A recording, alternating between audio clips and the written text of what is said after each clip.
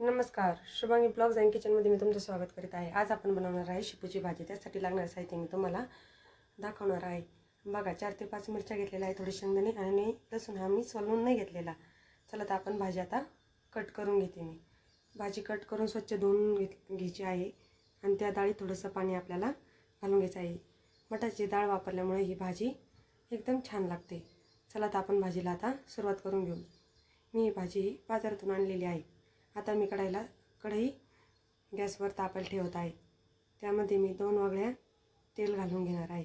तोपर्यंत मी स्वच्छ पाण्याने ही भाजी धुवून घेणार आहे।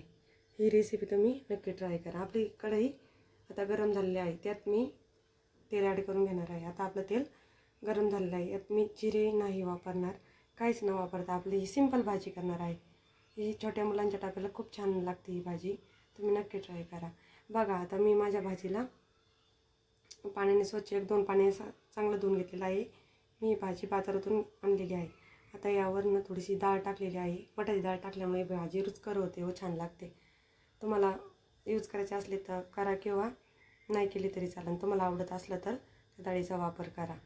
आता आपली भाजी छान अशी परतलेली आहे। मीठ हे नेहमी ही भाजी परतवल्यावरच टाकायचं आहे, अगोदर या भाजीत मीठ ॲड करायचं नाही, नाही तर भाजी आपली खारट होण्याचे जास्त चान्स असतात। आता आपली भाजी छान अशी परतलेली आहे, तुम्ही बघा।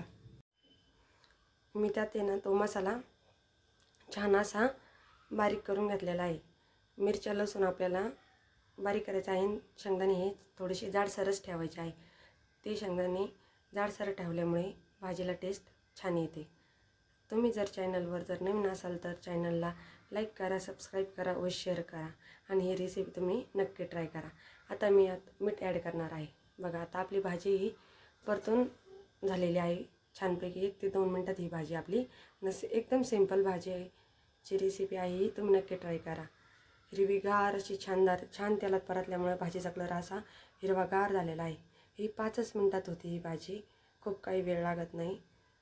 काही यामध्ये जिरा मोहरी काही घालायचं नाही, या भाजीला छान नाही लागत। तुम्हाला आवडत असेल तर तुम्ही टाकू शकता। आपली भाजी रेडी आहे।